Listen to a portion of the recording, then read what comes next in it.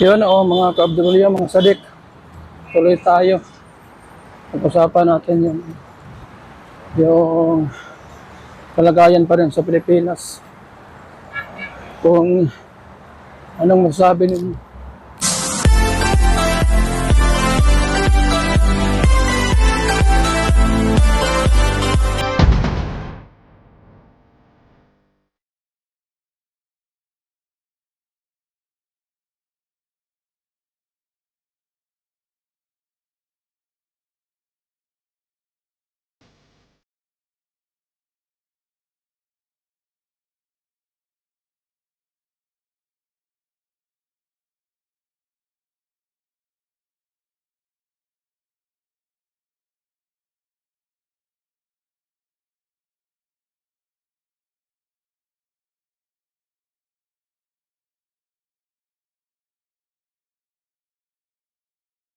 Clip, grabe, ang dami naman pangalan nito. Pero Kuya Nick TV, ayan.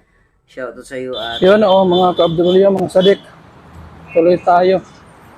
Pag-usapan natin yung kalagayan pa rin sa Pilipinas. Kung anong masabi ninyo.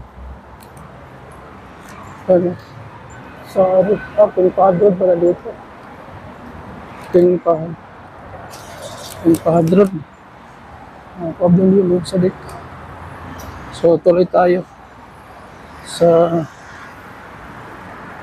kaganapan sa Pilipinas.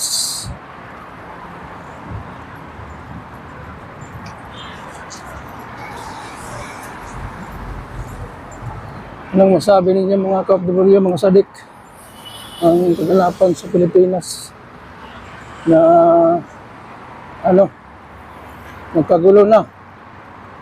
So sana tama din yung sinabi ni Peter Cayetano na sana dapat yung impeachment proceeding na yan idaan na lang sa botohan sa mga tao, sa taong bayan para walang gulo, para siyempre yan kasi sa mga congressman, senado parang magkagulo-gulo na. Pero iwan ko lang kung mapasayang ganyan na kasi hanggang mula nung nung nakaraan ganon yung sistema. Siyempre sa upper na yan, sa upper side na, kaya ganon. So sa pag natin mga ka-Abdulya, mga sadik, yung tawag nito opinion natin, anong masasabi sa gobyerno natin. Opinion din naman to. Wala tayong kinikilingan kung both side, kung sino yung nandiyan sa tama, yun, yan na natin.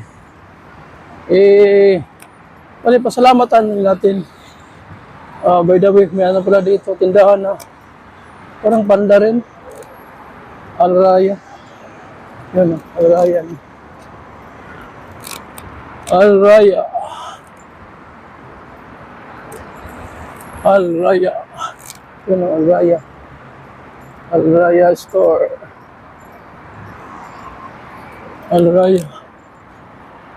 Parang panda rin na tindahan. Tindahan dito sa kabila. Ridtag. May Jordano rin sa kabila. Yan, dami. Mga ka-Abdulya, mga sabik. Yan. Balik tayo sa By the way, pabalik na ako mga ka-Abdulya, mga sadik. Ganito yung ginagawa ko pag weekend. Say weekend. Day off. Ako, lakad-lakad. Exercise. Kasi puro lang aircon. Ang trabaho natin, lagi lang nun sa workshop. Kaya minsan naman, araw-araw din naman naglalakad-lakad yun sa doon. Araw-araw din naman. Kaya lang, yun, ano lang, 10 to 15 minutes lang. Mabilis na lakaran. Punta sa trabaho ko. Galing sa bahay. Pero kung normal na lakad lang, mahina lang, mga 20 minutes siguro. 20 to 30 minutes. Kaya kung bilis na lakad, parang ukato na. Ayun, mga 10 to 15 minutes, mga ganun. Kaya, mas maganda ito, pag weekend, lakad-lakad na mga ilang oras, 1 oras, 2 oras, 3 oras. Yun, para mahirap na. Maganda yung papawisan din tayo. Yan. By the way, maraming tindahan dito. Altads, kamsa-kamsa. Meron ding ano dito, oh. Meron ding top 10. Top 10. Sa unahan, may kape din. May kape, na sikat na kape. Mga top-W mga sadik. Kape. Yan. So, balik tayo. Kung sa nangyayari. So, mag-comments lang kayo. Lance. Ano yun ito? Bolto Lance. Ah, yung Bolto Lance. Ah, baka ano to, parang kainan. Kasi wala namang beer house dito. Lance. Ah, hindi pa pala tapos. Baka ano yun, kainan din yun. Nabidyokihan, mga ganun. Okay, ito sa Jeddah, meron na mga kanyan. King Fahad Road. Sa Riyadh, may King Fahad Road. Dito din pala sa Jeddah, may King Fahad Road. Mga top-W, mga sadik.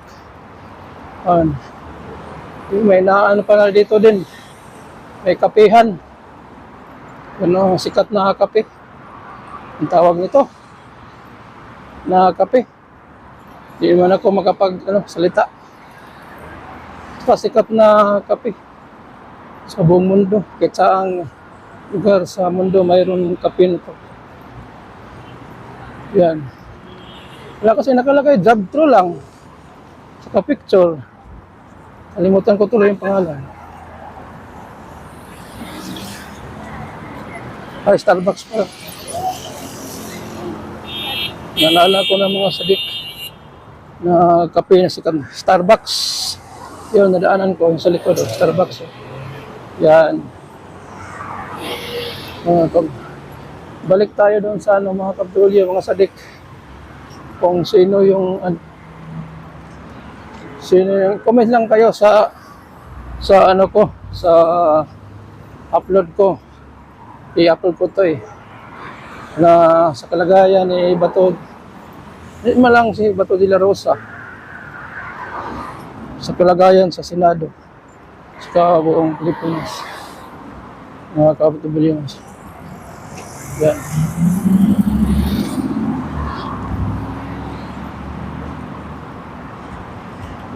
Nakapagtataka lang kasi ay pagpalagay na lang natin yung kalagayan niya. Balik tayo doon sa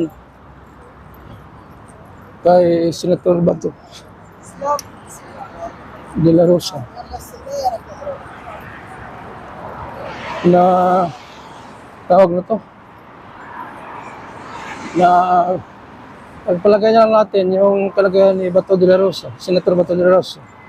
Kung may warrant siya, dapat ipadaan nila sa local court, sa Philippine court, para walang gulo. Kasi yan kasi, magkagulo na naman.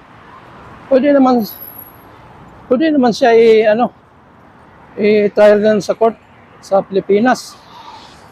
Pero iwan ko sa kanila kung ano talaga yung desisyon nila. Kaya tuloy, tumakas. Hindi man siya tumakas. Kasi wala pa naman siyang warrant sa Philippine court. Mga kapitulyo, mga sadik. Pero siguro may ano na yan, secret warrant of arrest. So yun, ano pa yata. So base sa balita, ano pa yun, November 2025. So nung nakaraan taon o buwan, mga 6 months ago, 6 to 7 months ago. Kaya, siyempre, dating ano yan, dating PNP chief. Kaya, alam niya yung ano, mga intelligence report kung saan. Kaya, alam niya na nanganib yung buhay niya, kaya ano siya. So, yun lang naman. Pag-usapan natin yung ano lang naman, opinion lang naman. Hindi naman tayo mangunguna sa korte. Sabi dapat, kung ano yung decision sa korte, yun, yan ang natin. Yun ang sundin. Kasi, yun ang korte. Kung may warrant siya. Pero sana naman daan naman sana sa Philippine Court para walang gulo. Siyempre, ano din yun, dating PNP din yun, general pa, premier pa, Philippine Military Academy pa-graduate, 86 yata, 86, 87, mga ganun. Kaya, nung panahon na yun, 85, 86, high school ako nun, mga ganun. Mga ka-OFW mga sulit. So, before ano yan pala siya? Before People's Power 1. Ano yun? 86 yun. Mga ganun. Mga People's Power 1. Sa Cory Aquino time, Marcos pa rin. Marcos Senior. Ngayon, Marcos naman. Mga ka-OFW mga sulit. So, balik tayo sa, ang tawag nito. Kasi, mapag-usapan natin pabalik.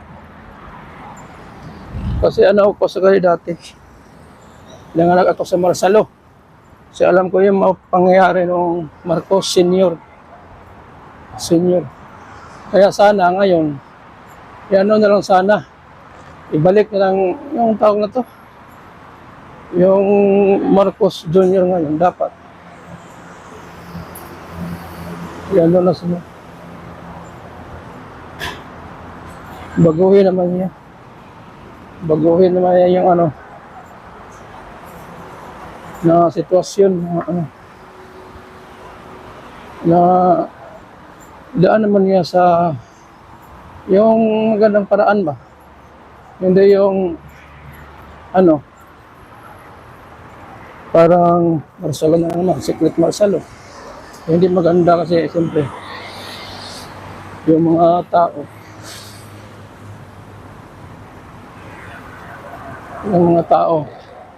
ano yun, nag-aabang yung mga taong bayan. Siya nga pala, mamaya uli. So nandito tayo sa tindahan na, tindahan ako.